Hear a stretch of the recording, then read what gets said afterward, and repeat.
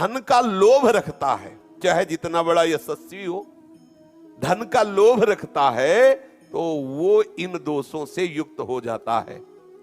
बोले पहली बात तो उसको बढ़ाने की चिंता कैसे करे, कौन सा चाल चले जिससे रुपया आवे।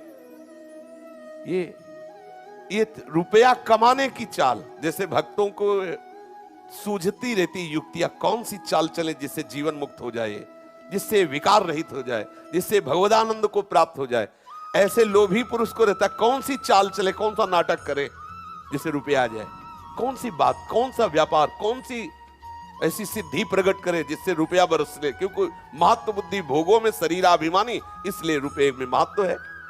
बोले धन कमाने में, कमा लेने पर उसको बढ़ाने में, रखने में, खर्चा करने में, नाश में, उपभोग में, जहां देखो वह चिंता ही चिंता, भय ही भय, श्रम ही श्रम है। जो इस धन की चक्कर में पड़ जाता है उसके हृदय में दोष पैदा हो जाते हैं। 15 दोष: चोरी, छुपाव करना, चालबाजी, हड़पना, परस्वत्व का अपहरण करना, कई तरह से चोरी होती।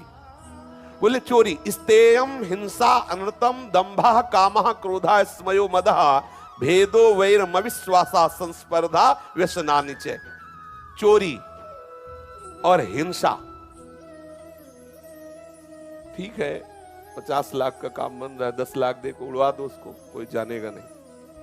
मतलब उसके लिए धन प्रधान है, किसी की भी हिंसा कराने में वो डरेगा नहीं। झूठ बोलना, अब जैसे भी बने परिवार चलाना है या जो भी, जैसे वो बेईमानी प्रधान वृत्ति हो जाती, जहां धन कमाने की बात हो जाती है। दंभ करना, दिखावा करना, नाटक करना, क्योंकि हमें धन चाहिए। फिर काम प्रकट होता है उसके हृदय में, ये दोष होते हैं। क्रोध, गर्व, अहंकार, भेद बुद्धि, वैर, अविश्वास, स्पर्धा, लंपटता, जुआ, शराब, ये दोष प्रकट हो जाते हैं जो केवल धन की तरफ वृत्ति रखता है। इसलिए कल्याणकामी पुरुष को चाहिए कि स्वार्थ एवं परमार्थ के विरोधी इस अर्थ नामधारी अनर्थ से सदैव दूर रहे। इसकी आसक्ति, इसके लाभ की वृत्ति हृदय में ना जाए कि धन लाभ है। भगवद आश्रित हो, विश्वंभर सबका भरण पोषण करता है। आप प्रभु के आश्रित हो, वो आपका भरण पोषण करेंगे। और प्रभु अनंत माताओं जैसा वात्सल्य करते हैं अपने जनों पर। तो जब कोई भगवत शरणागत होकर भगवत, तो फिर भगवत विधान उस पर लागू होता है। प्रभु उसको कैसे चला रहे। एक होता है धन के लोभ में भटकता है, और एक होता है भगवत आसक्ति से मगन है, समस्त सिद्धियां, समस्त संपत्तियां उसके चरण चूमती है। ये भगवत आराधन का स्वरूप, चरण चूमती है। बाधक उसके लिए है जो धन का महत्व रखे है, जो धन का लोभ रखे, जो धन की आकांक्षा किए हुए, ये 15 दोष आ जाएंगे। और जो भगवत आश्रित है, ये 15 दोष जानते हो किसके आते हैं? जो धन का लोभी है तो लक्ष्मी जी को पुकारा तो नारायण तो साथ आएंगे नहीं, क्योंकि लक्ष्मी को पुकारा तो लक्ष्मी जी का पर्सनल वाहन क्या जानते हो? उल्लू। उल्लू बना दिया, धन आते उल्लू बन गया। बेविचार करना, जुआ खेलना, शराब पीना, छल कपट करना, ये सब शुरू हो गया। और अगर नारायण को पुकारा, कहां जा रहे हो प्रभु? वो भक्त के पास जा रहे हैं, हम भी चलेंगे। बोले चलो, आप तो जाया ही करते हो, हम भी चलेंगे। तो जानते हो किस पे बैठ के आए?